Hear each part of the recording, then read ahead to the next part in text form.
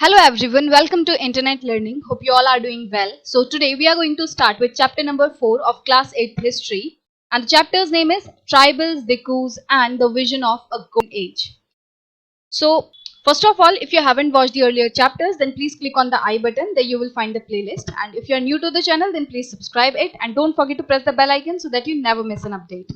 Let's start with our today's chapter, Tribal, Dikus and the Vision of a Golden Age.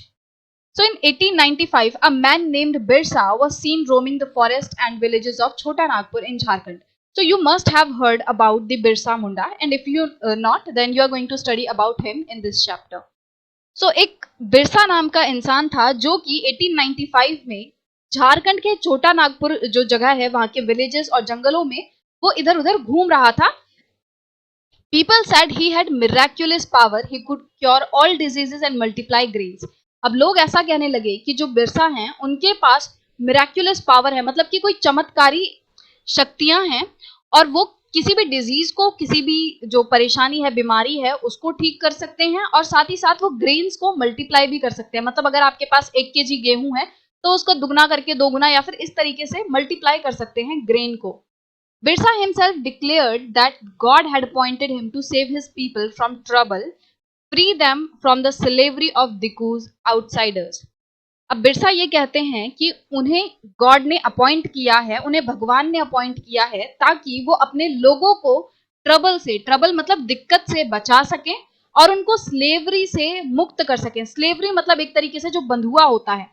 तो दिक्कूज मतलब कि outsiders. तो outsiders ने जो बिरसा के लोग हैं, मतलब कि जो वहां के रहने वाले लोग हैं, तो उन लोगों को जो स्लेव बना रखा है, जो उनको बंधुआ बना रखा है, तो उस चीज से मुक्त कराना चाहते थे बिरसा. और वो कहते थे कि भगवान ने मुझे अपॉइंट किया है अपने लोगों को बचाने के लिए और उनको स्लेवरी से, जो बंधुआ वो लोग बने हुए हैं, उससे उन्हें छुटकारा दिलाने के लिए भगवान ने उन्हें अपॉइंट किया है.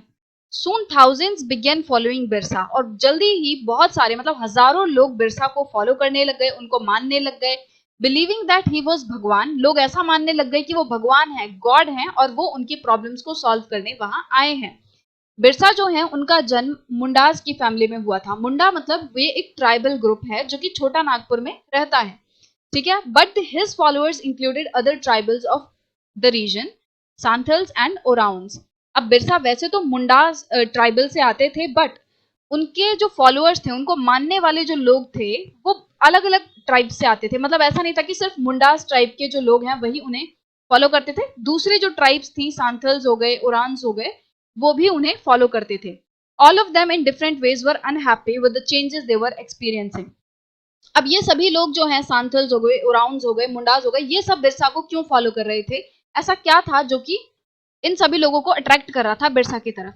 तो सबसे पहला ये था कि जो बिरसा है उन्होंने बोला था कि वो उनको बचाने आए हैं, भगवान ने उनको अपॉइंट किया है उनकी दिक्कतें सॉल्व करने के लिए.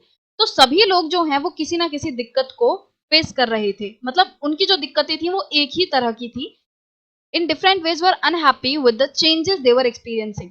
तो किस चीज से वो नाखुश थे? उनकी लाइफ्स में जो चेंजेस आ रहे थे, जो बदलाव आ रहे थे, उन सभी चीजों से वो परेशान थे. And the problems they were facing under British rule.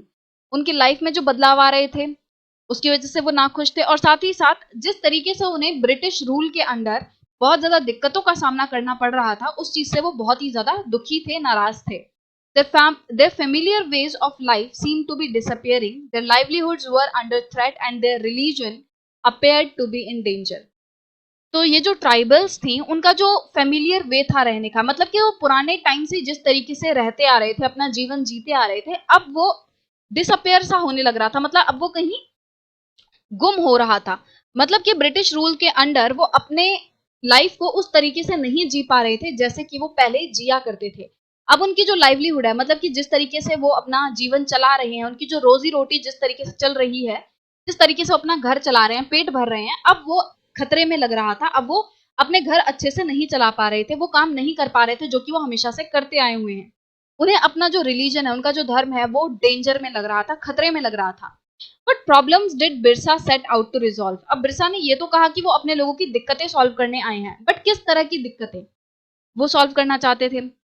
Who were the outsiders being referred to as Dikus and how did they enslave the people of the region? तो बिरसा ने बोला कि वो लोगों को स्लेवरी से मुक्त कराएंगे। दिकूज ने जो लोगों को स्लेव बना रखा है उससे मुक्त कराएंगे। तो दिकूज मतलब क्या है? आउटसाइडर। तो किन लोगों को बिरसा आउटसाइडर कह के बुला रहे थे? किन लोगों को वो दिकूज कह रहे थे? और किस तरीके से उन लोगों ने ट्राइब्स को, जो वहां के रहने वाले लोग हैं, उनको इंस्लेव कर रखा था, बंदी बना रखा था, गुलाम बना रखा था? किस तरीके से वो ये सब कर रहे थे? What was happening to the tribal people under the British? British rule में ट्राइबल्स के साथ क्या हो रहा था? उनकी जिंदगी पर कितना प्रभाव पड़ रहा था ब्रिटिशर्स का? How did their life change? उनकी लाइफ ब्रिटिशर्स की वजह से किस तरीके से चेंज हुई? तो ये कुछ क्वेश्चंस हैं जो कि आपको इस चैप्टर में देखने मिलेंगे और इनके आंसर्स जो हैं वो हम ढूंढेंगे। You have read about tribal societies last year. तो पिछली क्लास में आपने ट्राइबल सोसाइटीज के बारे में पढ़ा था कि वो किस तरीके से जो सिस्टम ब्राह्मण्स ने बनाया है उनको फॉलो नहीं करते, उनसे अलग उनका सिस्टम रहता है। जो ट्राइबल्स हैं वो कोई कास्ट सिस्टम जो है वो फॉलो नहीं करते, कोई कास्ट सोसाइटीज नहीं होती उनके वहां पे, कोई जाति वाला सिस्टम ट्राइबल्स फॉलो नहीं करते। और ब्राह्मण्स ने जो सिस्टम सेट किया था वो जाति वाला ही था, कास्ट सिस्टम था, बट जो ट्राइबल्स हैं वो इस सिस्टम को फॉलो नहीं करते। All those who belong to the same tribe thought of themselves as sharing common ties of kinship.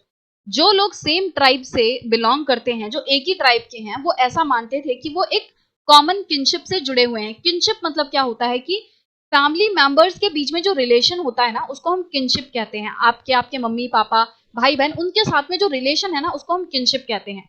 तो एक ट्राइब के जो लोग हैं उन्हें ऐसा लगता था जैसे वो एक ही फैमिली के लोग हैं। However, this did not mean that there were no social and economic differences within the tribe. अब ट्राइबल्स में कोई सोसाइटी, जो कास्ट सिस्टम है वो तो नहीं होता, बट इसका मतलब ये नहीं है कि उनमें कोई डिफरेंसेस नहीं होते। ट्राइब्स में भी सोशल एंड इकोनॉमिक डिफरेंसेस होते हैं। ठीक है, इकोनॉमिक डिफरेंसेस मान लो किसी के पास थोड़ा मतलब कोई थोड़ा ज्यादा अमीर है, कोई थोड़ा ज्यादा गरीब है, इस तरीके से सोशली उनमें डिफरेंस रहते थे। कुछ लोग थोड़ा अलग तरीके से रहते हैं, कुछ लोग अलग तरीके से जीवन जीते हैं। मतलब कि भले ही कास्ट सिस्टम नहीं था, but that doesn't mean there were no differences. Differences were still there in the tribe, but वो इतने ज्यादा एक्सट्रीम नहीं होते। Right, so this was the basic introduction of this chapter, and in this video we have an overview that what we are going to read in this whole chapter.